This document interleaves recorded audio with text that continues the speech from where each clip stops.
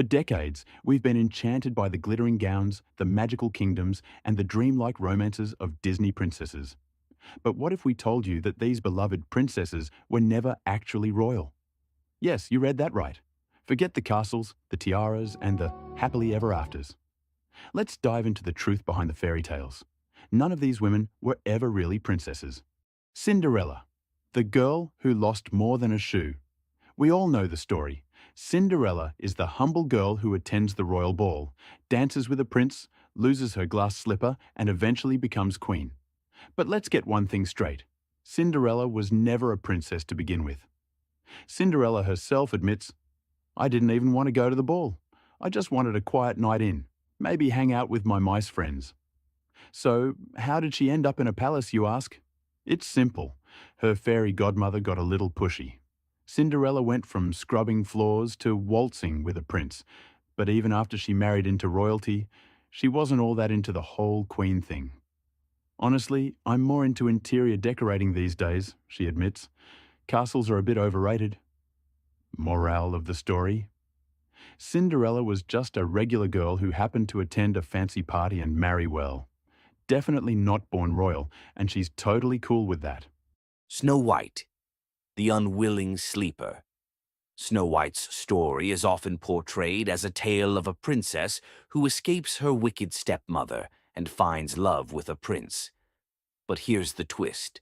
Snow White was never actually a princess. Sure, she had a stepmother who was a queen, but that's about as close as she got to the throne. "I wasn't living in a castle," Snow White explains. "I was crashing with 7 dwarfs in a cramped cottage, hiding out from my murderous stepmother."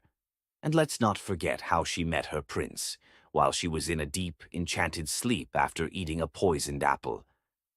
"He kissed me while I was unconscious," Snow White adds, rolling her eyes.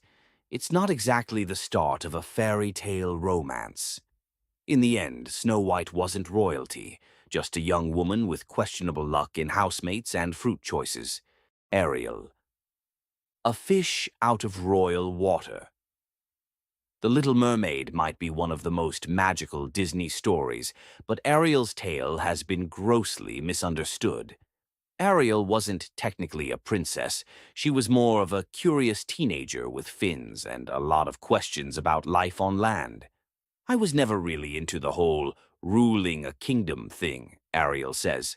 "I traded my voice for legs because I wanted to explore, not because I had aspirations to wear a crown." And while she did end up marrying Prince Eric, Ariel confesses that land life wasn't all it was cracked up to be. "Honestly, I'm much happier back in the ocean. I started a seaweed farm. Much more fulfilling than palace life." So, let's be real.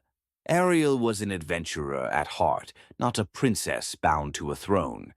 She's just out there living her best aquatic life.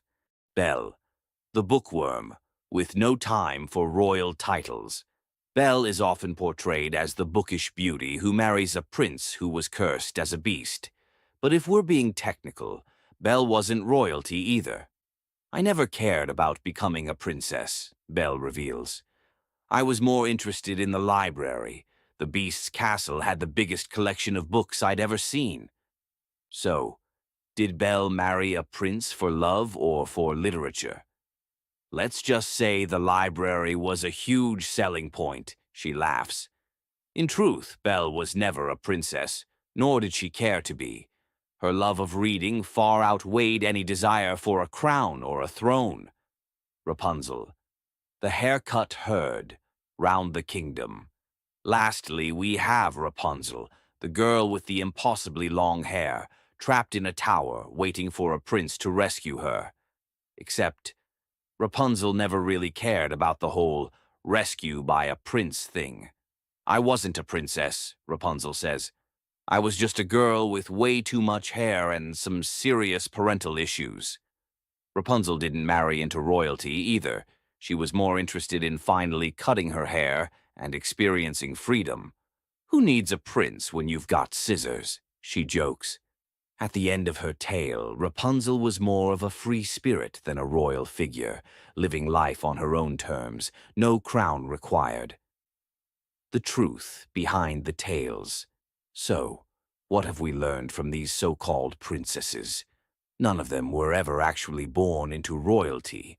They didn't spend their days ruling kingdoms or sitting on thrones. Instead, they were just regular women with their own stories, dreams, and sometimes odd decisions.